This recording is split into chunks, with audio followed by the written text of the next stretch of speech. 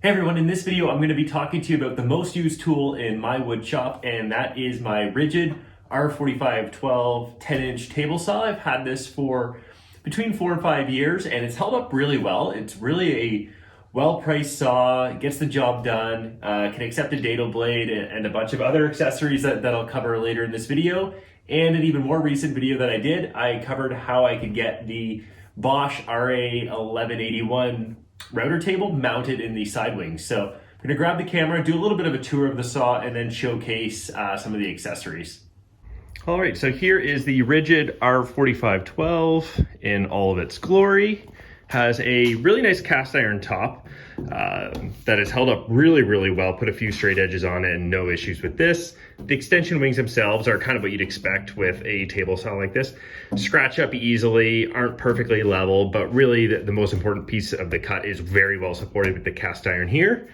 And you will see that we have the safety mechanisms in place right now. So we have the blade guard. We also have the little hedgehog thing that really does a good job holding down pieces, although it can mark up plywood if you're doing some of the more fine cabinetry work. And then we have the riving knife underneath. And just to show you, let's take these off. The riving knife looks like. The riving knife is one of the most important safety features for any sort of table saw. And the saw is unplugged right now, so that's why I'm touching the blade. So right now the riving knife is raised up, but it can lower down to be perfectly in line with the top of the blade if you're making through cuts. So I have never made a cut on this saw without the riving knife, although I have made many cuts without the blade guard. And by no means do I recommend that. I do it for a few reasons. One is visibility of the cut that I'm making, which does, for me, improve some of the safety of making that cut. And yeah, I think that's really kind of the only justification for it. So I am starting to use the blade guard more and more, although I do not use this as much because it does mark up some of the pieces a little too much for my liking. So riving knife, absolutely never made a cut without it, and started to use the blade guard more and more, and YouTube has made me much more fond of this than I was before.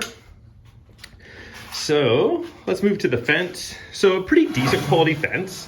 And I know it might get some complaints from users, but very easy to move and lock down. There are times where I will have to adjust some of the tension on the back just to tighten it up a little bit. But otherwise, this fence has been fantastic and very easy to calibrate just by putting something that is perfectly a certain thickness. Just move this up against it. And then you can also dial in some of the measurement items over here. So this is for marking on the left, this is on the right. And on the right, the extension wing allows you to make cuts easily measurable up to 30.5 inches with the fence. So pretty decent cut capacity on that. Then on the left, we have up to 15.5 inches again with the fence moving over. So pretty decent cut capacity for a saw at this price. And yeah, I haven't really run into too many issues, especially now that I have a track saw. So while this is the most used tool in my shop and has been for years, the track saw is gradually starting to eke in there a little bit. But let's take a look underneath the saw and to show you a few things here. So we do have the ability to tilt the blade. I don't use this very often. It's rare that I do any sort of tilt cuts or angled cuts on this. We have the wrenches for removing the blade. We have the miter gauge, which I almost never use on this. I don't have a third-party one. I would love to get one of the Incra ones, but for now, I do use this when I have to, but I often just use a cross-cut sled instead. And then we have here where we can raise and lower the blade. And the mechanism works really well. Nice power switch with key in it. So it works really well. Turn it on, then just bump that to turn it off. And this model does have the 3 wheels on the bottom. Pretty easy to move around. These are starting to rust over pretty well, but again, 4+ years in the shop in Southern Ontario where it gets humid and we have massive temperature swings, so no complaints about how it's holding up. And we do also have a 4-inch dust port, which I believe the Delta saw, similar to this, only takes a 2.25, something along those lines. So nice to have the full 4-inch which I do have hooked up to my 1 horsepower CraftX sub-brand of Busy Bee tools dust collector. So dust collection is pretty good, although I do wish, and I have not actually looked for an aftermarket accessory, and if you've watched my other videos, you know I love accessories for my tools, but I would love to have overarm dust collection and hook my extractor or shop vac up to that. I have started to see some job site saws, especially from DeWalt, have over blade dust collection, which is super cool to see. So one modification that I made recently, and I'll link to the video above, but I put my Bosch RA1181 router table and mounted into the extension wings of this saw. So it fit almost perfectly. Let's see if you can see the spacers. So on this side, right up to that, that rail. And if we move over here, you can see that I think it was like 3/32. These are these spacers that I have in there. Just to show you below. It's just mounted perfectly into the aluminum. So again, there's a video that I'll have in the description that shows you exactly how I did this, but I'm very, very, very happy with the results. So I can remove the fence from the router table and easily, so let's just move it over to show you that I can move the fence for the table saw over top of the table, the router table. So if I remove this, then I could go all the way. So very, very, very happy and a great space saver for me in my small 1-car garage shop. Okay, so now let's move to some accessories. And the first accessory that I'd like to talk about is the blade itself. So you will see that this is an aftermarket blade. The Ridgid does come with a, I think, 10-inch 40 tooth combination blade, but I did upgrade to a Diablo D1050X, I believe is the blade, so 50 tooth combination blade, and one that I've really enjoyed. I think it is pretty close to needing a replacement, but I really like this blade. It's not thin kerf, it's full kerf. I would love to go thin kerf, knowing that we have limited power to the shop here and that can help with some of the cut efficiency. But the D1050X from Diablo has been a great saw blade, so very happy with that.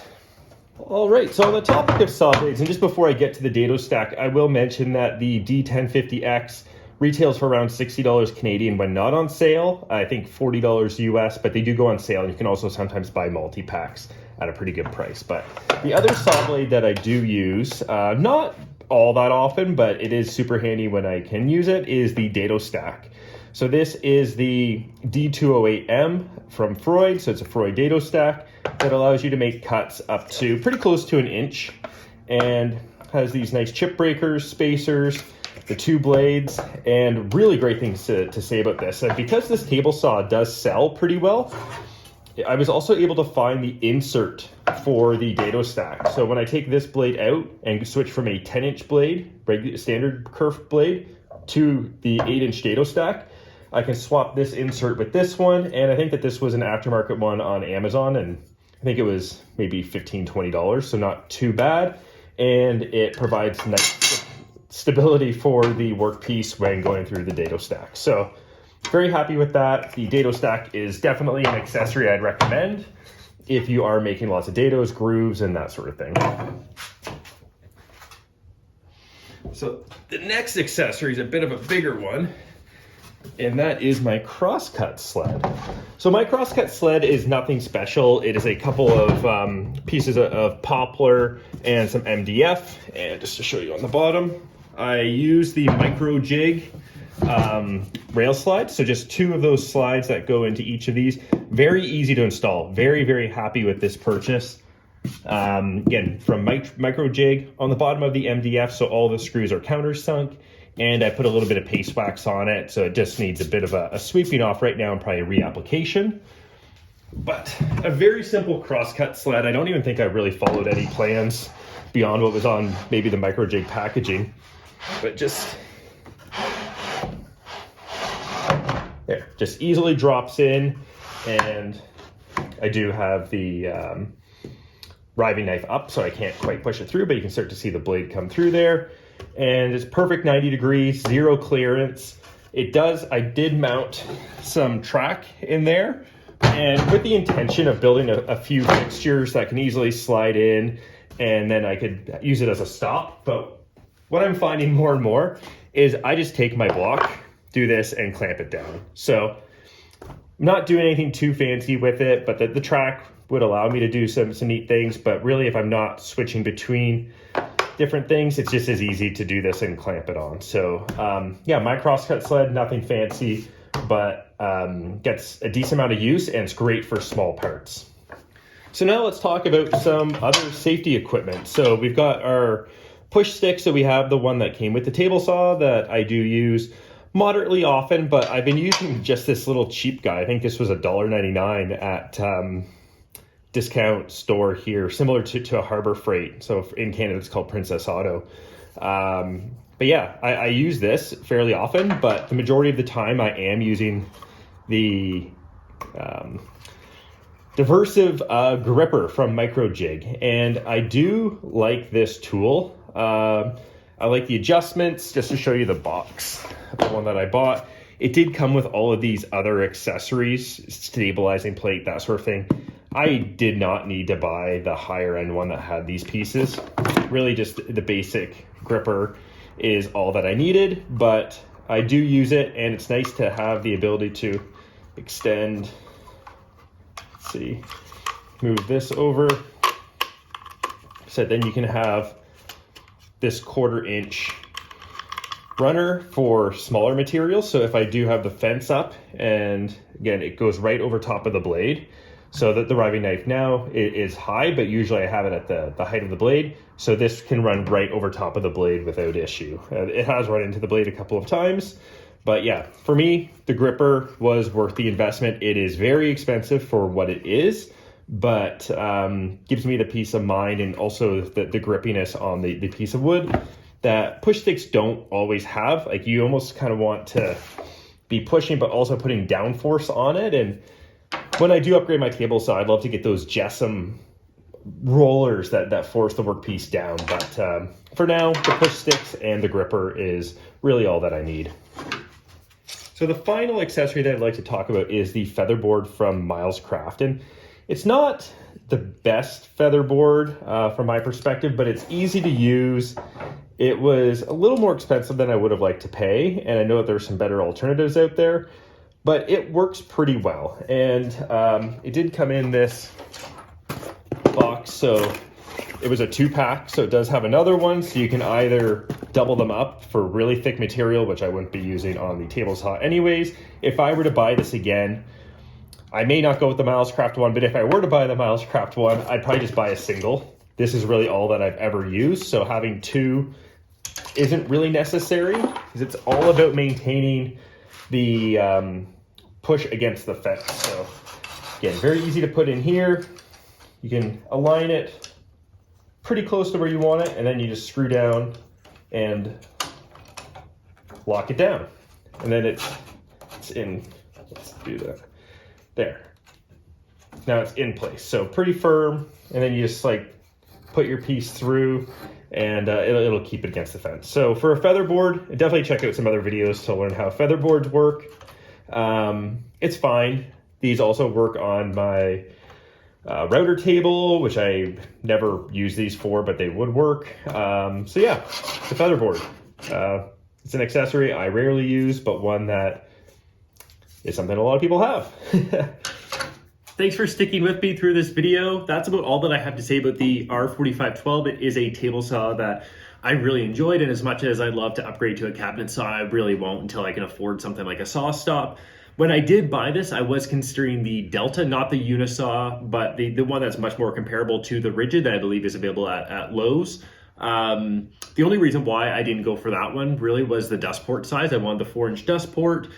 And with this saw, probably similar to the Delta or most table saws, there are a lot of universal features. It can take a lot of universal accessories. Being able to mount my router table was an absolute space saver for me in my single car garage shop.